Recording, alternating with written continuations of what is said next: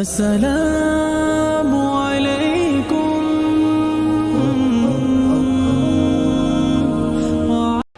Hello everyone, আসসালামু আলাইকুম। Welcome to my channel Fatema blogs 23। সবাই কেমন আছেন? আশা করি ভালো আছেন। আলহামদুলিল্লাহ, আল্লাহর অশেষ রহমতে আমিও ভালো আছি। ফাতেমা ব্লগস থেকে আমি ফাতেমা চলে আসলাম নতুন আরেকটা ব্লগ নিয়ে। তো আজকে কী নিয়ে সে পুরো ভিডিওটা দেখলে হয়তো বুঝতে পারবেন। শ্বশুরবাড়ির লোকজনদেরকে ইফতারের আয়োজন করলাম তাদের জন্য। তো কী আয়োজন করলাম সেটাই আজকে আপনাদের সেই নিয়ে আজকের ব্লগটা। তো এই তো শুরু থেকে একদম সকালবেলা আমার বারান্দা থেকে শুরু করলাম। তো বারান্দার কিছু নতুন গাছ অ্যাড করবো বারান্দাতে, সেই গাছগুলো আজকে ঠিক করবো। যেহেতু সকাল থেকে কাজটা একদম শুরু করেছি, কারণ সময় হাতে নাই, ঈদও চলে আসছে। আর একদম লাস্ট পর্যায়ে কিন্তু শ্বশুরবাড়ির লোকজনদেরকে ইফতার আয়োজন করলাম ওদের জন্য। আর শ্বশুরবাড়ি বলতে এটাই বলতে অনেকে বলবেন যে বারবার শ্বশুরবাড়ি বলতেছেন কেন। আসলে আমি আমার বাবার বাড়ির কেউই নাই এখানে, সবাই শ্বশুরবাড়ির লোকজন, এই জন্যই বললাম। আর এরাই যে আমার খুব কাছের মানুষ, এরাই আমার আপন মানুষ, এরাই আমার ভালোবাসার মানুষ, সেটাই আজকে আপনাদের সাথে শেয়ার করবো। আমি হয়তো আমার একদম যখন থেকে ইউটিউব চ্যানেলটা খুলছি তখন থেকে আমার পরিবারের সবাই সাথে আপনাদের পরিচিত করে দিয়েছি, এবং সবাই আমার পরিবারকে চিনেন। আমি শুধু আমার নিজের 3 ছেলে মেয়ে বা আমার হাজব্যান্ড আমি মিলিয়ে যে আমার পরিবার তা না। আমি মনে করি তারা আমার পরিবার, আমার পরিবার মনে করি না, এরাই আমার পরিবার, এরাই আমার সব কিছু। তো যাই হোক, এই তো দেখেন বারান্দা বাগান বিলাস, একটা সাদা বাগান বিলাস আনছি, ওই বাগান বিলাসটাও লাগাবো। একটা গোলাপ গাছ আনছি, সেটাও লাগাবো। তো গাছগুলো চিন্তা করছি যে অনেক রোদ পড়তেছে, পটিং করে ফেলি, বা হয়তো যদি সমস্যা হয় গাছগুলোর মধ্যে, এই জন্য গাছগুলো একদম আজকে সকালবেলায় ঘুম থেকে উঠে গাছ নিয়ে যুদ্ধ শুরু করেছি।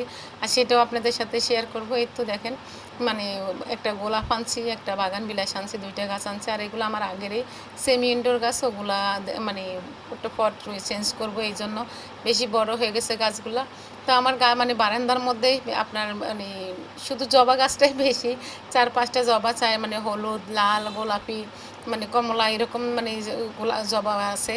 অন্য কোনো গাছ নাই, অন্য কোনো ফুল গাছ নাই, এই জন্য অন্য ফুল গাছগুলো এখন থেকে অ্যাড করার চেষ্টা করছি। যাই হোক, কাজ শেষ করে চলে আসলাম রান্না করার জন্য। যেহেতু সবাই আমার বাসায় ইফতার করবো, তো দুপুর থেকে যদি রান্নার আয়োজনটা না করি তাহলে তো দেরি হয়ে যাবে। মুরগি, ডিম এখানে নিয়েছি, আর এই তো ঝাল রোস্ট করব। এখানে রোস্টের সবগুলো কিছু মশলা দিয়েই তো মশলাটা কষানো হচ্ছে। তো এটা তেলটা উপরে চলে আসছে, তো এখন মুরগিটা দিয়ে দেবো আর কি। তো রান্নাটা কীভাবে করলাম, কী অসুবিধা, সেটা আর আপনাদের সাথে শেয়ার করলাম না। আর এই সুন্দর সুন্দর রেসিপিগুলো পাইছে দেখতে হলে আমার রেসিপি চ্যানেলে চলে যেতে হবে। সেই চ্যানেলের নাম ফাতেমা কুকিং অ্যান্ড ব্লগস। ওখানে গেলে আপনার এই মোরগ পোলাও আমি কীভাবে করে রেসিপি দেওয়া আছে, আর অনেক সুন্দর সুন্দর রেসিপি আছে, দেশি বিদেশি সব ধরনের রেসিপি আপনারা ওখানে পাবেন। চাইলে ওখান থেকে ঘুরে আসতে পারেন। আর এই তো দেখেন রোস্টটা আমার ঝোল দিয়ে বসিয়ে দিয়েছে। আর এখানে পোলাওগুলো আমি সাদা পোলাও যেহেতু করবো, এই জন্য পোলাওটা ভালো করে ভেজে নিচ্ছি। যাই হোক, এই তো দেখেন এটা ইফতার আগ মুহূর্তে সবগুলো সাজিয়ে নিচ্ছি, বেশি ঝামেলা করে নেই। ফলের মধ্যে তরমুজ, পেয়ারা, কলা দিয়েছে, আর জিলাপি, খেজুর তো থাকবে, শরবত তো থাকবে অবশ্যই, আর আছে আনারস। সবগুলো মিলে এরপরে খাওয়া দাওয়া করবে আর কি। আর এই তো এখানে কী কী রান্না করলাম সেটা তো একবার দেখেছি, আবারও আপনাদের সাথে শেয়ার করতেছি। যদি আমার ভিডিওটা ভালো লাগে অবশ্যই একটা লাইক দিবেন, যদি বেশি ভালো লাগে ফ্যামিলি এবং ফ্রেন্ডসের মাধ্যমে শেয়ার করে দিতে পারবেন। আমার ভালোবাসার মানুষগুলোর জন্য সবাই দোয়া করবেন, আমার জন্য দোয়া করবেন। এই তো দেখে তো বুঝতে পারতেছেন কীরকম করতেছি। তো আজ এ পর্যন্তই, সবাই ভালো থাকেন। আল্লাহ হাফিজ, আসসালামু আলাইকুম।